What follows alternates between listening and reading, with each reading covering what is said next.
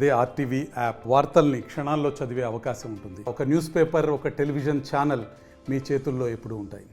డోన్ టౌన్లో సుపరిపాలన తొలి అడుగు అనే కార్యక్రమంలో ఇంటింటికి మన తెలుగుదేశం పార్టీ యొక్క పథకాలను తీసుకెళ్తూ ముందుకు వెళ్తున్నాము. డోన్ శాసనసభ్యులైన కోట్ల సూర్యప్రకాష్ రెడ్డి గారు అలాగే నేను అందరం కలిసి ఇక్కడ కార్యకర్తలతో పాటు ఈ టౌన్ ఈరోజు పెట్టుకోవడం జరిగింది. ఈరోజు ఇంటింటికి వెళ్ళి ఎట్లా ఉందమ్మా ప్రభుత్వం అని అడుగుతుంటే ప్రతి ఒక్కరూ కూడా అమ్మ మాకు అన్ని పథకాలు అందుతున్నాయి, చాలా సంతోషంగా ఉన్నాము అని అంటున్నారు. ఎందుకంటే పోయిన ప్రభుత్వంతో పోలిస్తే ముందు ఆ 5 సంవత్సరాలు ఏమీ కూడా అభివృద్ధి కానీ సంక్షేమం కానీ ఏమీ జరగలేదు. మనం అందరము గమనిస్తే అమ్మ ఒడి అని చెప్పి అందరూ పిల్లలకి ఇస్తామని ఆ రోజు ఆనాడు ముఖ్యమంత్రి చెప్పి ఎన్నికల ముందు కేవలం ఒక్కరికే అమ్మ ఒడి పడింది. కానీ ఇప్పుడు మనం ఇంటింటికి తిరుగుతూ ఉంటే తల్లికి వందనం కార్యక్రమంలో పథకంలో ద్వారా ప్రతి ఒక్క బిడ్డకు 15,000 రూపాయలు రావడము అనేది చాలా సంతోషంగా ఉన్నారు. అట్లాగే సిలిండర్లు రావడం కానీ 3 సిలిండర్ ఇప్పుడు 1 సిలిండర్ పడింది, చాలా సంతోషంగా ఉన్నామమ్మా అని అంటున్నారు. పెన్షన్లు ఎంత పెంచినాడండి జగన్మోహన్ రెడ్డి గారి ప్రభుత్వంలో 350 250 అంతే పెంచింది. కానీ మనం ప్రభుత్వం రాగానే ఫస్ట్ ఇచ్చింది పెన్షన్ 4,000 చేశాము. హ్యాండిక్యాప్డ్ వాళ్ళకు 10,000 15,000 కూడా పెన్షన్లు ఇవ్వడం జరుగుతుంది. అది 1వ తారీఖు రాగానే ఇంటింటికి పెన్షన్ కార్యక్రమం కూడా మనము చేస్తున్నాము.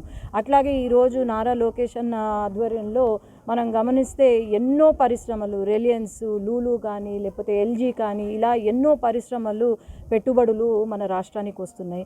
దాదాపు ఇప్పటి వరకు ఈ పరిశ్రమల ద్వారా మనకు 9 లక్షల ఉద్యోగాలు వచ్చాయి.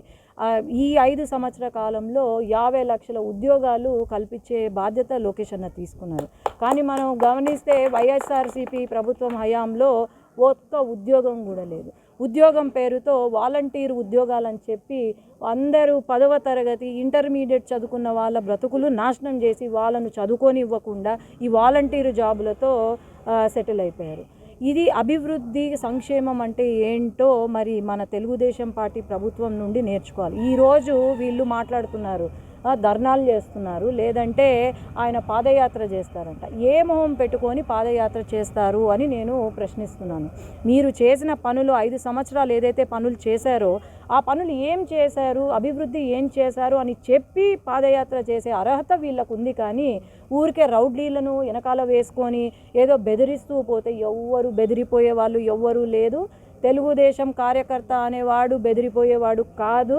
సత్తా ఏంటో చూపించే కార్యకర్త తెలుగుదేశం పార్టీ కార్యకర్త. కాబట్టి ప్రతి ఒక్కరూ కూడా వైసీపీ చేసిన అరాచకాలు ఇంకా మేము మర్చిపోలేదు. ప్రతిసారి వైసీపీ జెండా చూసినా, వైసీపీ నాయకుడు చూసినా మా పైన పెట్టిన అక్రమ కేసులే గుర్తుకొస్తాయి మాకు. ఖచ్చితంగా మళ్ళీ ఇంకోసారి వైసీపీ ప్రభుత్వం రానివ్వకుండా మేము కూడా ప్రతి ఒక్క కార్యకర్త కృషి చేస్తున్నాము. ధన్యవాదాలు.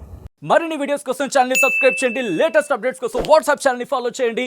అండ్ లింక్ డిస్క్రిప్షన్ లో ఉంది.